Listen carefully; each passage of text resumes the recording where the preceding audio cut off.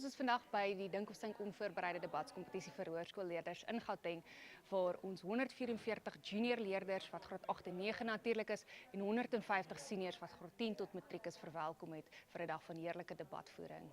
Die konsep van die kompetisie is heel eenvoudig. Dit is 'n onvoorbereide debatskompetisie, wat beteken die leerders hoef nie maande vooraf voor te berei vir die kompetisie soos ander debatskompetisies wat natuurlik voorbereid van aard is nie. Hierso is dit heel eenvoudig.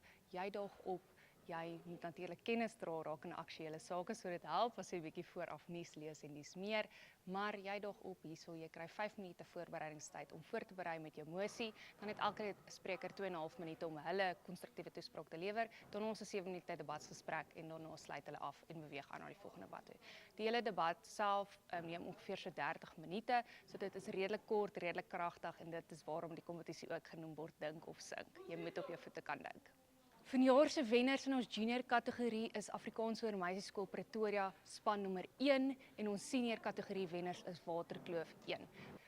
AfriForum is betrokke by die Dink of Sink onvoorbereide debatskompetisie juis omdat dit Afrikaans as taal bevorder, dit van 'n jong ouderdom af, spesifiek omdat ons ook die laerskoolkompetisie ingebring het waar dit dan daal tot en met 'n 12-jarige wat begin debat voer in Afrikaans, wat natuurlik sterk kultureel hulle help om meer die taal te verstaan en dan ook beter te kan redeneer in hulle moedertaal.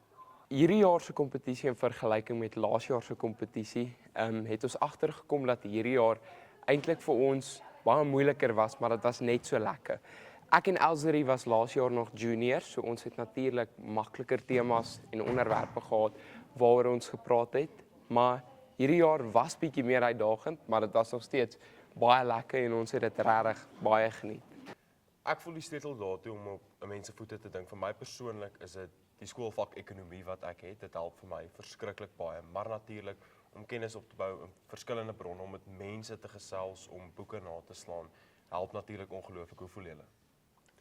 Ek stem saam met u. Vir my, wat my help om 'n breë basis van kennis op te bou, is om deur die weeklikse nuusgebeure te gaan en te kyk wat is aktuelle kwessies wat op ons van toepassing kan wees. As ek moes raad gee, sou ek sê geniet dit net. Jy kan so geneig wees om op senuweeagtig te raak as jy daar voor moet staan, maar geniet dit net. Dit is regtig een van die lekkerste kompetisies waaraan ek nog deelgeneem het. Die mees uitdagende deel van die kompetisie vir my persoonlik was om kalm te bly en om hoflik te wees teenoor ons opponente en op so 'n manier te beantwoord dat hulle verstaan dat ons punt sterk oorgedra word, maar dat ons net almal respekvol bly. Ek dink die onderwerpe was ongelooflik aktueel geweest. Dit het alles aan ons lewe geraak. So ek voel dit is definitief onderwerpe waarop ons die kundiges sal wees en waarmee ons met ons eie opinies kan vorendag kom en dit dan kan ondersteun met kundige argumente. Ek dink 100% so, om ander skole aan te moedig, dink ek sal regtig goed wees.